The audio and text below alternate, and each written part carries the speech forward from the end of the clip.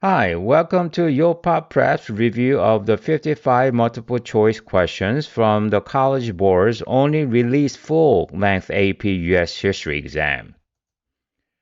Hopefully, most of you have already taken this test either as part of your APUSH class or on your own to prep for the real deal in May. If you haven't taken it yet, I strongly recommend you stop this video and come back after you're done it. Trust me, it will be much more useful and easier to follow once you actually wrestle with the questions yourself. Alright, so what are we doing in this video? My goal is to help you use what you already know about US history and then streamline your thought process by showing you how to connect the dots in how the test is structured. Along the way, I also want to give you a big picture view of American history because the best students don't just memorize facts, they understand the flow of history. To do that, we'll keep coming back to four major turning points. If you're taking notes, jot this down: 1776, 1865, 1929, and 1945. First, 1776. That's the year the Declaration of Independence was signed. So why did the American colonists want to break away from the British Empire? Just remember the phrase, no taxation without representation. In other words, they didn't want to be told to pay taxes without having any say in the government that taxed them. You should also remember another famous line: all men are created equal. But let's be clear, in 1776, that didn't mean everyone. Still, the founding fathers were deeply inspired by Enlightenment ideas like natural rights, liberty, and democracy. And anything before 1776, that period is mostly about European colonists coming to America, sometimes for religious freedom, but more often for economic opportunity, just like it has been for almost everyone who came to this country throughout US history, from your ancestors to my family. Next, 1865. That's when the Civil War ended. If a passage or question falls between 1776 and 1865, here's how to think about it. If the period is roughly 25 years after 1776, the stimulus and questions are likely about defining the role of the federal government. If the period is roughly 25 years before 1865, the focus will likely be on rising tensions between the North and South, especially over slavery, states' rights, and economic differences. If the period falls between 1800 and 1840, the stimulus and questions will probably deal with Western expansion, especially following the Louisiana Purchase in 1803, and with the U.S. asserting itself as a sovereign nation that demanded respect from European powers after World War of 1812, which ended in a stalemate with the mighty British Empire. Why is 1865 so important? Although the Industrial Revolution began to influence the nation in the 1840s, the US didn't fully enter it until after the Civil War. Once the war was over, the country went full throttle into modernization, railroads, factories, big businesses, and all that jazz. Just 4 years after the Civil War, in 1869, the Transcontinental Railroad was completed, nearly 2,000 miles long, built in just 6 years, mostly by Chinese and Irish immigrants under brutal conditions. Between 1865 and 1930, over 30 million immigrants arrived from Ireland, Italy, Germany, Eastern Europe, China, and Japan. By 1920, the U.S. population had more than tripled since the Civil War, from 31 million to over 105 million people. But while the wealthy elite thrived during what we call the Gilded Age, most Americans didn't. Men like Rockefeller, Carnegie, and J.P. Morgan built monopolies and became billionaires. The U.S. became the world's leading industrial power. However, workers labor in unsafe factories for low wages. Child labor was rampant. That led to labor unrest and the Progressive Era, where reformers tried to fix the system. Journalists like Upton Sinclair and Ida Tarbell exposed corruption and greed. Laws were passed for antitrust regulation, child labor bans, and the direct election of senators. And countless activists led the fight for women's suffrage, which finally succeeded with the 19th Amendment in 1920. By the 1920s, America looked modern, industrial, democratic, and powerful. That's why we call it the Roaring Twenties. Everything was going great until it wasn't. Before we get to the Great Depression, there's one more turning point we can skip, World War One.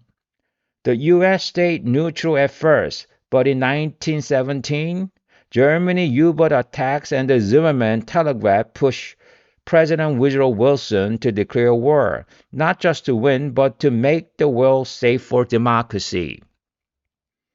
At home, the government ramped up production, used propaganda to build support, and passed the Espionage and Sedition Acts, which jailed critics of the war. So we fought for freedom abroad, we restricted at home. Third, 1929, the year of the stock market crash and start of the Great Depression. The economy tanked. Millions were unemployed. In response, FDR launched the New Deal, a wave of government programs that created jobs, modernized infrastructure, and built a social safety net. In 1933, Franklin D. Roosevelt took office with bold promise, a new deal for the American people. It wasn't one program, it was dozens. The CCC and WPA hired millions to build roads, schools, dams, bridges, the bones of modern infrastructure. The FDIC insured your bank deposits. The SEC regulated Wall Street. Social Security provided pension for the elderly and unemployment insurance. And most importantly, the federal government took responsibility for the economic welfare of the people. The New Deal modernized the U.S. in a way no program ever had. Public housing, public electricity, public education, rural electrification and TVA dams, labor protection, collective bargaining, and the minimum wage. It shifted the national mindset from you're on your own to government can and should step in when markets fail. But recovery was slow, and it wasn't until World War II that the economy fully bounced back. And finally, 1945. The US officially entered World War II in 1941, and the war ended in 1945. During the war, the US mobilized like never before. Men went overseas to fight, and women entered the workforce in droves. But 1945 wasn't just an end, it was a beginning. The US emerged from World War II ready to shape the modern world. The US helped create the United Nations, World Bank, and IMF. The GI Bill sent millions of veterans to college and helped build the modern middle class. Suburbs exploded, car culture took off, and consumerism reigned. When the war was over, the US emerged as a global superpower, but quickly turned its attention to stop the spread of communism. This set the stage for the Cold War, including conflicts in Korea, Vietnam, and rising tension with the Soviet Union. On the domestic front, the civil rights movement became a key topic whenever you're dealing with events that happened after 1945. If you can keep these four dates in mind, 1776, 1865, 1929, 1945, you'll have a solid framework for almost every stimulus and every question. Now, let's go over a few quick strategies before we dive into the questions. First, don't read the full stimulus right away. Instead, focus on the source information or attribution, that little blurb that tells you who wrote it and when. It often gives you just enough context to predict what the correct answer should look like. Save time and focus your brain power where it matters most. Second, don't rush to pick the right answer. Start by eliminating the wrong ones using what you already know. Process of elimination is your best friend on this test. Third, look for connections. If you think about it, it's pretty clear that multiple choice questions are often tied to the same stimulus or even share similar answer choices. Use that to your advantage. Bonus tip. If you spot two answer choices that are direct opposites, chances are one of them is correct. That's a classic multiple choice trick, and it works more often than you think. One last reminder. Remember, on any multiple choice test, working efficiently through the question is essential. Don't waste time reading the stimulus unless you absolutely have to. Assume the excerpts are there to slow you down. So spend as little time on them as possible and invest your focus on reading the questions and answer choices very thoroughly.